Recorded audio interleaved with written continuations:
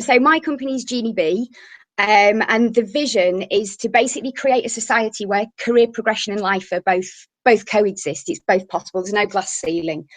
The mission is to make job sharing accessible for professionals and easy for employers to embrace.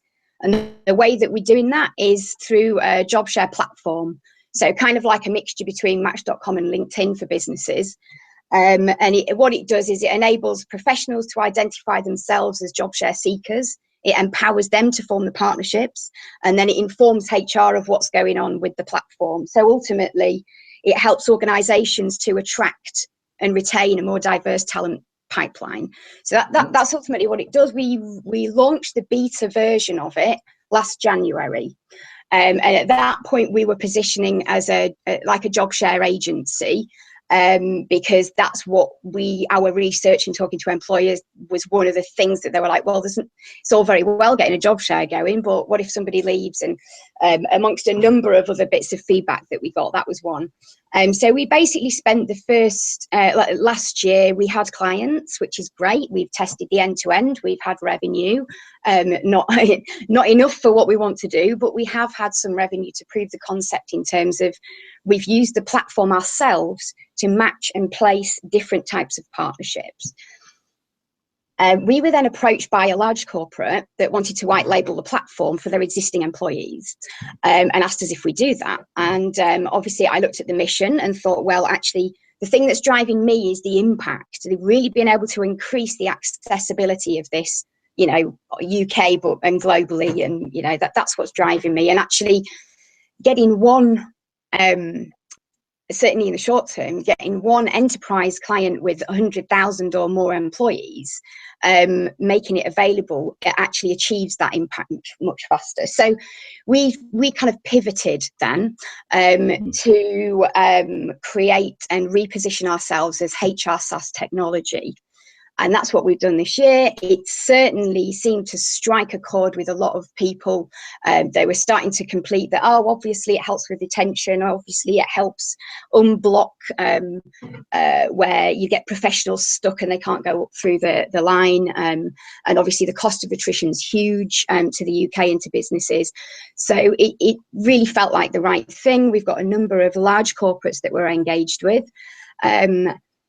But obviously the sales cycle of a large corporate from cold is very expensive and long, and we're kind of on that journey. And I'm at the moment kind of thinking of ways to fund our way through that sales cycle by launching lower end products to smaller businesses that can still benefit from it, but they've got a quicker sales cycle, so I can really get a very neat and quick sales process on that, and low cost to us, low cost to onboard.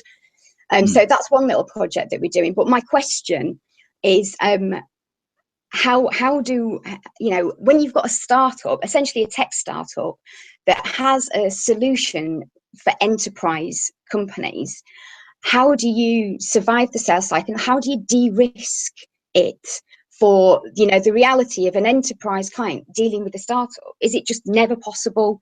Partnering it's potentially risky and potentially dilutes the focus on the actual function.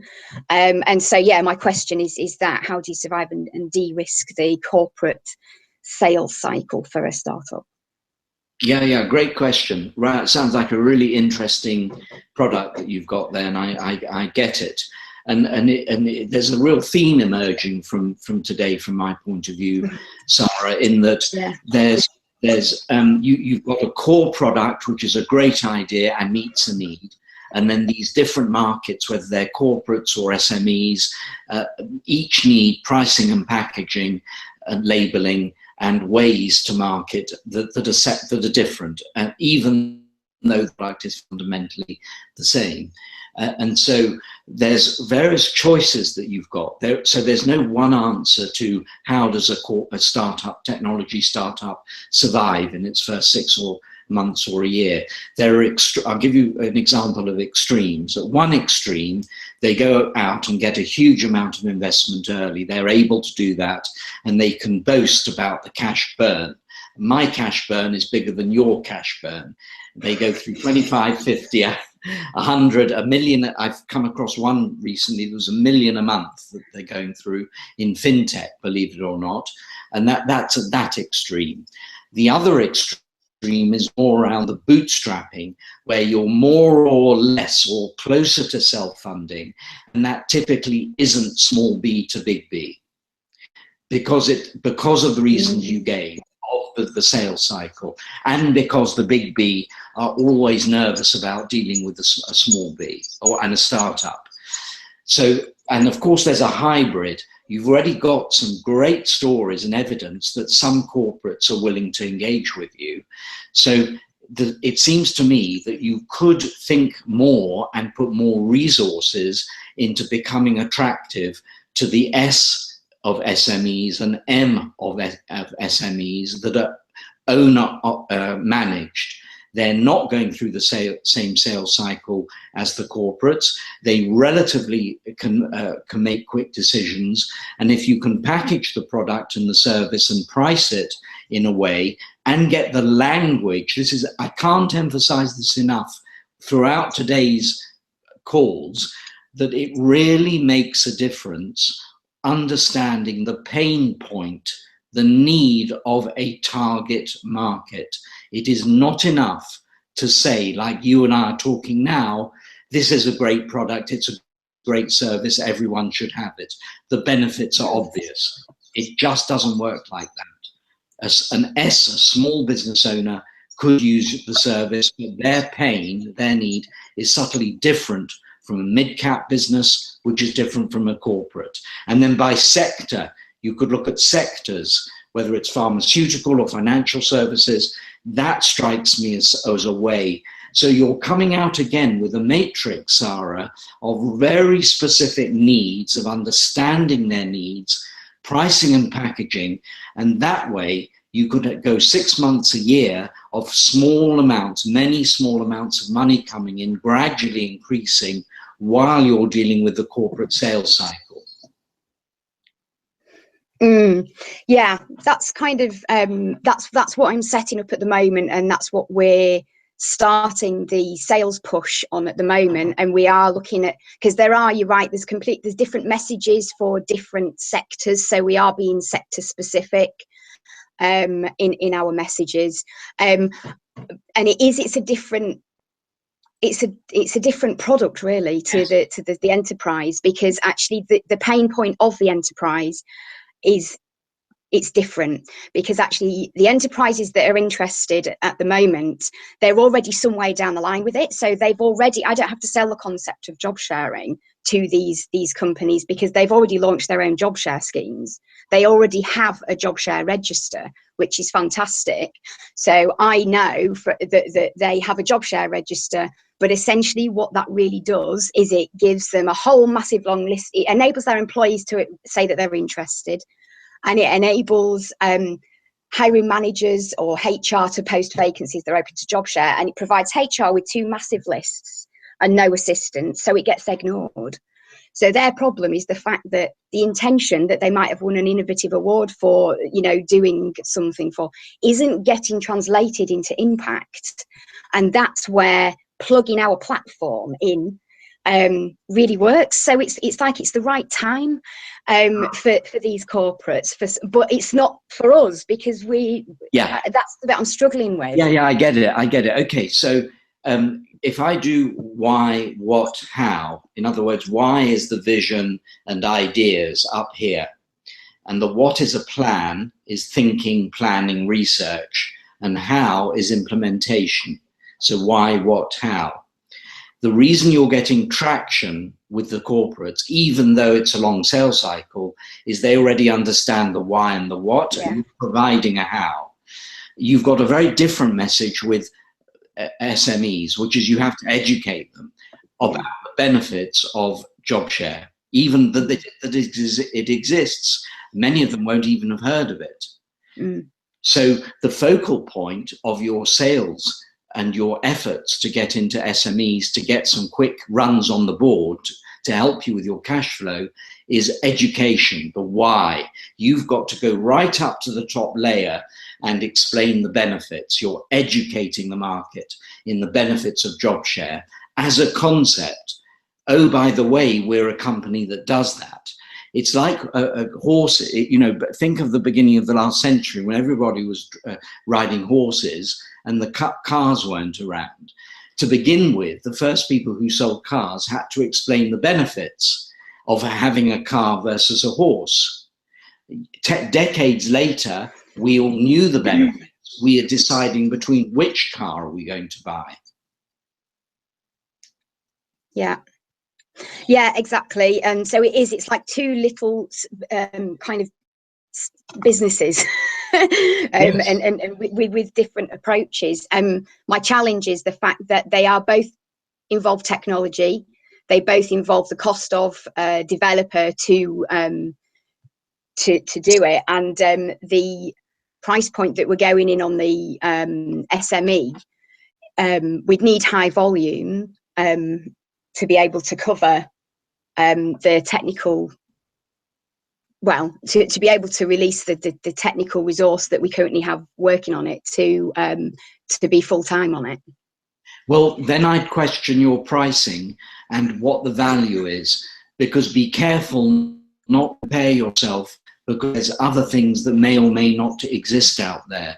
So if I'm an owner of an SME and I've got 50 people and I'm paying recruitment agencies, or there's a high churn rate in my company of people coming and going, or I'm having to find people that are part-time and it's costing me a lot of time and money, it may be that the value to me to use job share is higher than you, Sarah, realized to them. And it may be that the way you're pricing it needs to be reviewed. Yeah, and that's certainly, so we're in trial pricing at the moment, because that is something that is, you know, it's value based. The corporate pricing is completely different to the that, but we obviously have had income, and we are basing our current pricing on the income that we've already had. And it's very, very good value. I think it's just that at the moment we've just started this sales push, and it's just giving it chance to convert, because we literally started it this month, and we're going into July, August time, and so I would hope to have converted some by September. But I think, you know, I'm probably going to need to look to other funding in the short term to be enable us to continue to pursue the corporate sales as well as to build the SME sales. How much do you think you need to keep you going? Because if I'm worried for you about something, is that any discussions you're having with anyone out in the marketplace, and I say this, we've just met, and I hope you'll understand where I'm coming from, that even though you could be, you and your colleagues who are out there in the marketplace could be an amazing sales job, coming across confident, people do pick up, if you'll forgive me, desperation. Exactly. Yeah, and so that is counterproductive. And so I'm just wondering whether, is it a few tens of thousands, similar to an earlier conversation I had, whether or not you could gather without going mad and getting, you know, to the cash burn, huge amount of money point of view, enough money so that you feel relatively more relaxed when you're going out to market, and that if you don't get this sale today, no problem, you'll get one tomorrow.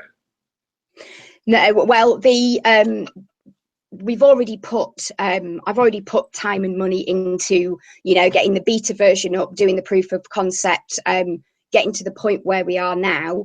I think we've got a pipeline, we've got a product, we've got a product range, and we're actually at the start of the sales process now.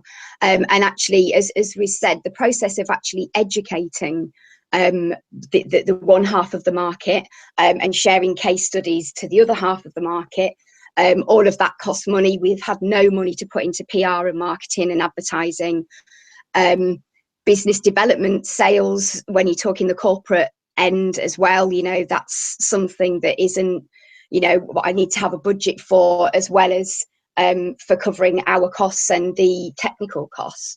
So, you know, to give us a bit of breathing space, which, as you said, completely affects the way that you interact, and it affects the way that I interact. Yeah, we're looking for more than that. We'll be looking for a couple more, like a couple of 100,000 over the next 12 to 18 months, to actually give us a bit of breathing space to follow the sales cycles in a successful way, but also accelerating the return by really pushing the SME product range in the immediate term.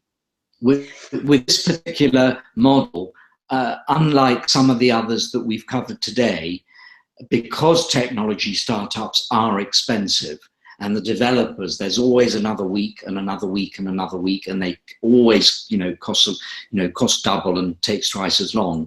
I think in this particular case, funding is necessary. Yeah. And so, it is making, and you've got enough, even in the short stories you've given me today, it strikes me that there's enough there that you do stand a good chance of getting funding, because although it's pre-profit, you are somewhat post-revenue with some runs on the board. Yeah. So, okay, so that's, so where would you advise to go then for that? The best people to go to, I believe, in the situation you're in, are high net worth individuals. And there are clubs, networking events. For example, there's the Enterprise 100 in London, and there are others around the country of high net worth individual clubs that sometimes work together, where you go along to, and it's a much friendlier, warmer version of Dragon's Den. It's nothing like that. I'm talking about in the sense that they'll see 5 or 6 companies, one after another, but they encouraging, and they'll give feedback, and those are the types of people that you could get 2 or 3 people syndicating 50,000 each times 4, and they'll add value to what you're doing. Yeah. And hopefully they'll have an interest in the industry and what you're doing. That's the ideal. Okay, fabulous. Yeah, sounds good. Thank you very much. Pleasure. Very best of luck with that.